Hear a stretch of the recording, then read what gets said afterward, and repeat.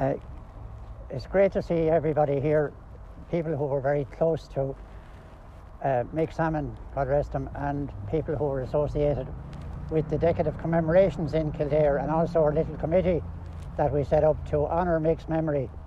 And there has been tremendous interest in it throughout the county, and we've had national and local publicity, both radio and print media. So it's a wonderful occasion here, and it's a real privilege to be involved with this.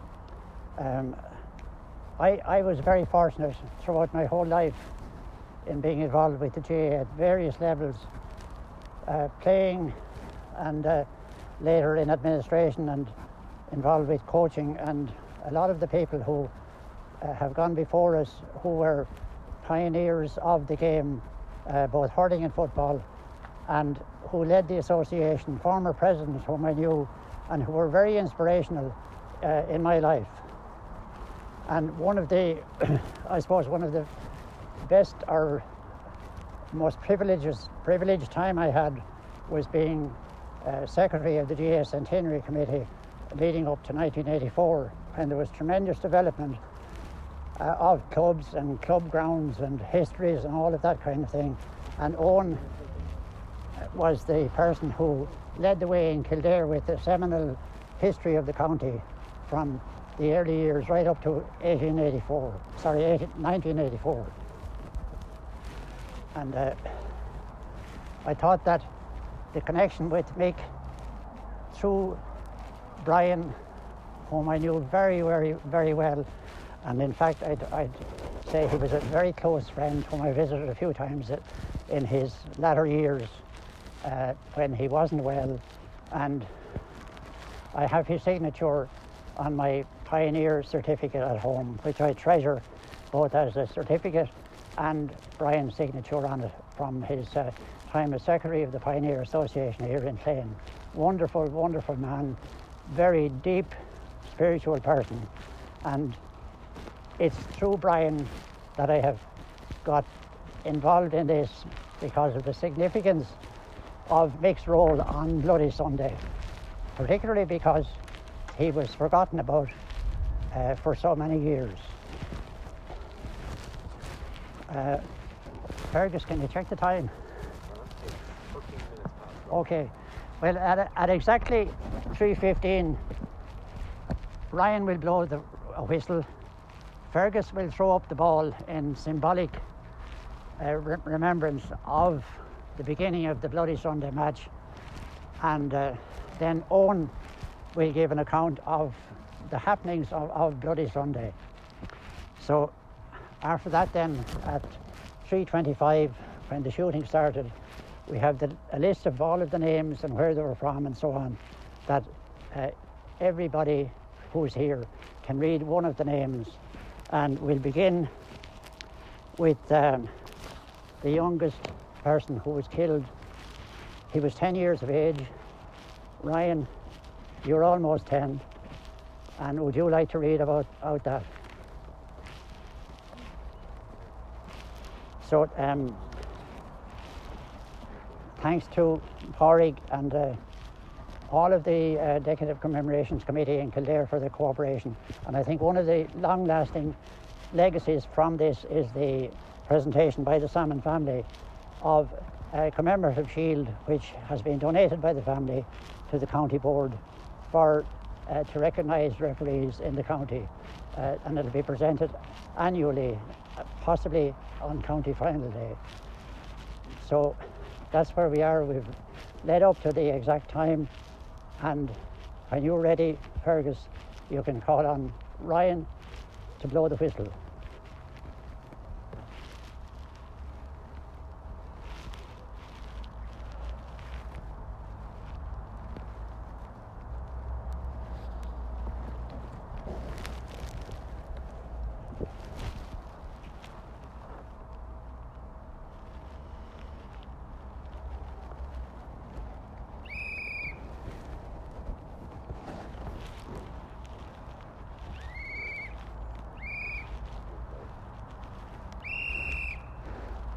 Well done.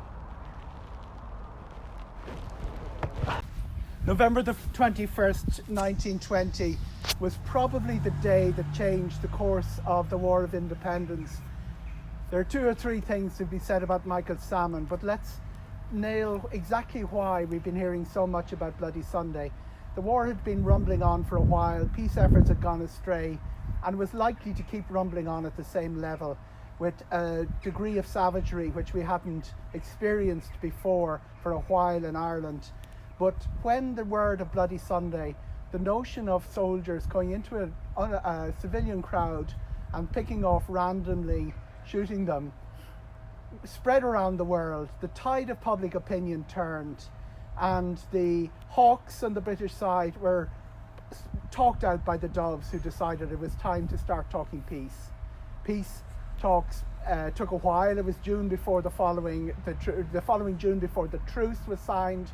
But Bloody Sunday was the day that changed Irish history and made a very difficult war to win suddenly winnable in the struggle for independence.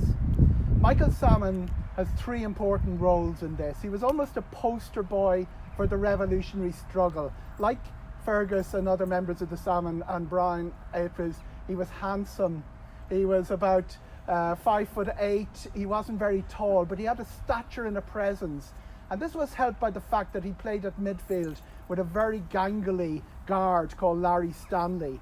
And the two played at midfield for the 1919 All-Ireland, which was quite an achievement considering that his preparations in the previous 12 months included a period in prison when he was secretary of the Sinn Féin branch in Kilcullen, where he worked at the time, and he helpfully told the RIC, "I'm going to read a banned proclamation outside the church next Sunday." And they sort of said, "Michael, you don't want to do that?" And he said, "Yes, I'm going to do it."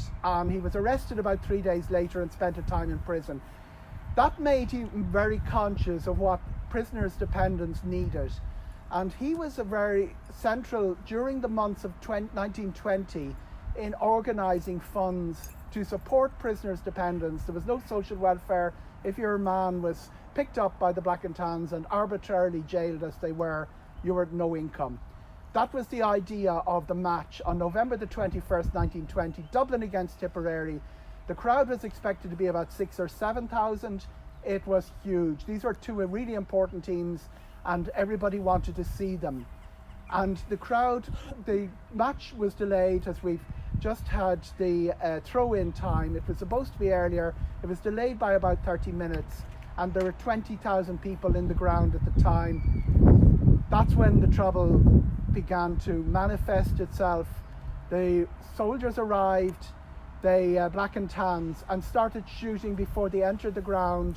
The two young children were shot before they'd even got into the ground. They opened fire on the crowd. They shot Michael Eoghan dead at a point where near where Michael Sammon was standing, and another great Kildare man, Frank Burke from Carbery, was also there marking Michael Eoghan at the time. When a spectator came in to whisper an act of contrition in Michael Hogan's ear, he was also shot dead. Michael Sammon was the referee on the day largely because he was involved and had put so much effort into organising this match. His primary function a month earlier had not been a referee, it was a fundraiser, but he was an inter-county footballer, noted athlete, so he was just the man to stand in the middle, and he ended up refereeing All-Ireland semi-finals, refereeing right through to 1938.